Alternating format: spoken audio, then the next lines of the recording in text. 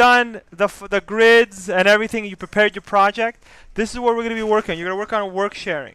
So what you're going to do is you're going to make sure you have your folder. So in this case here, I made it up called group 125, whatever this is. I'm going to copy it. It should be in the class shared. So I'm going to go to class shared so that everybody has access to it. So you're going to go to your group. Oops, went too far. Student work. So I have it here. I'm going to make one up here. Okay, I'm going to delete this after, but this is my group name, right? I'm going to change the name so it doesn't interfere with any of you guys. Here, I'll call it test 1. Right? So inside this folder, if I go open it, you see I already have my site. Fine. I have some pictures, which is good, and I have my file over here. This is my project. Is that clear? I'm already organized. I have my proposals already set in there. I have my site plan, and so forth. Good? What you can do here also is I could call this folder CAD file. So just write CAD. So you know that any linking will be in that folder there. All right?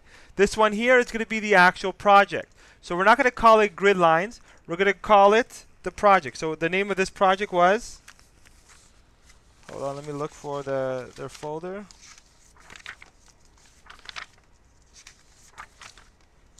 No, this is you. It's we'll call it RNR group because that's the name of this building now. All right?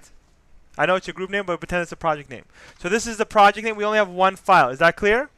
Now we're going to open it up using Revit. So we're going to double click, and it's going to load the actual file. I go look. See, they already have their title block set up. If I go to the first floor, let me just rename this to the first one so you have it. Rename A101. Just so you have it as the first one here. First,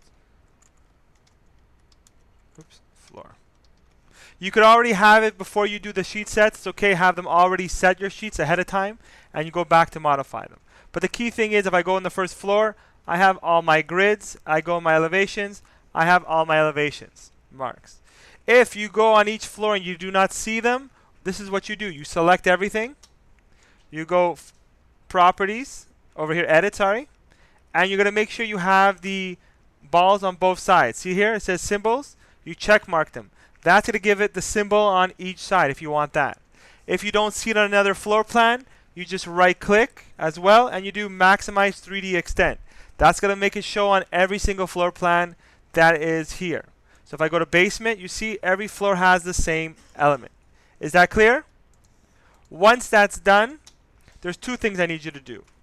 I need you to, first things first, go to options and make sure that your username is actually your username.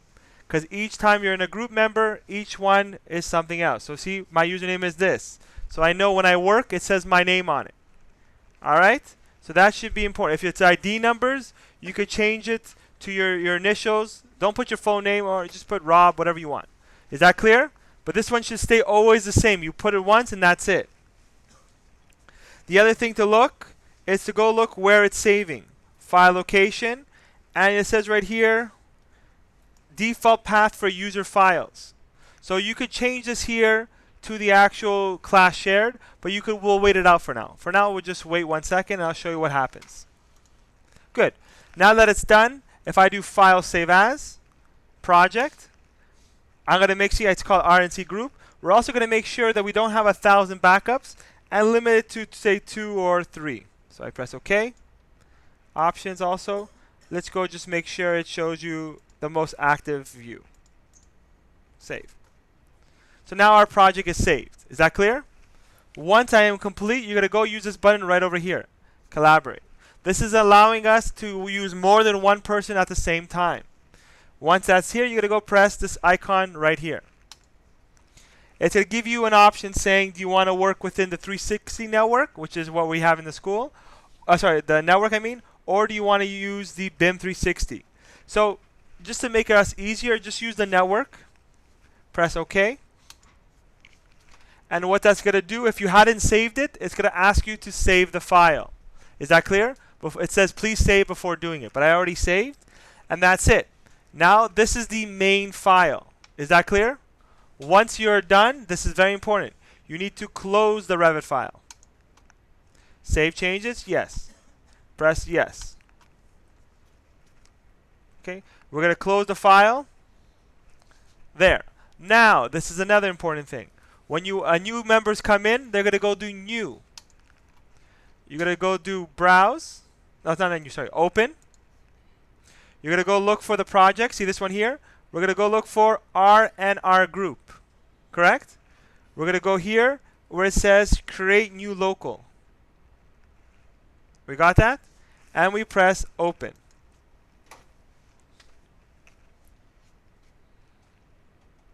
Now, to know if it works, our file is called R&R group underscore,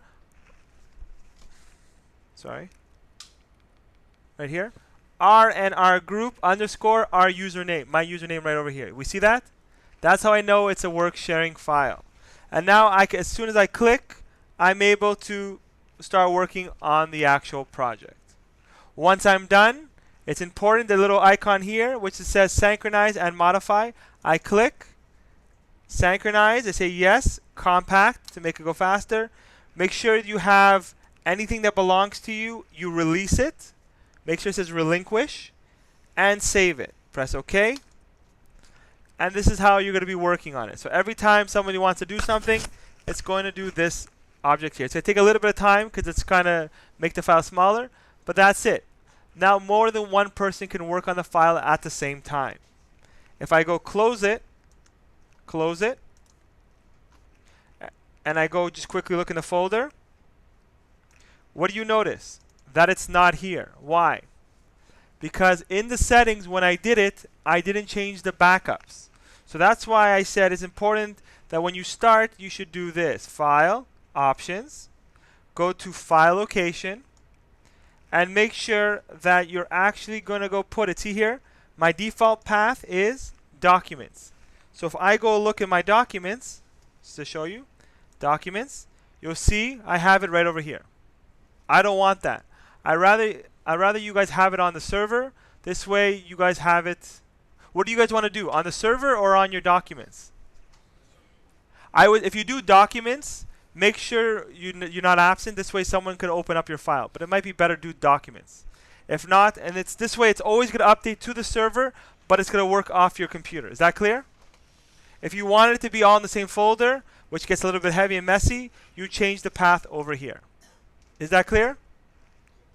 When you come into work, say for example, you didn't do any changes to your project, right? You did relinquish before you came in and you want a fresh file. What you do when you come into school, do not click on this icon. You're going to go do open again. You're going to go back to the original one and again say create new local. And it's going to overwrite the existing file. Is that clear? This way you get the most updated file without worrying about deleting something of somebody else. And that's all it is for work sharing. Is that clear? Again, it's important that before you close it, you hit the icon over here that says synchronize and modify settings, compact if you want, and make sure you save locally. And that is it. Is that clear? Good luck. You have 3 weeks to finish this project.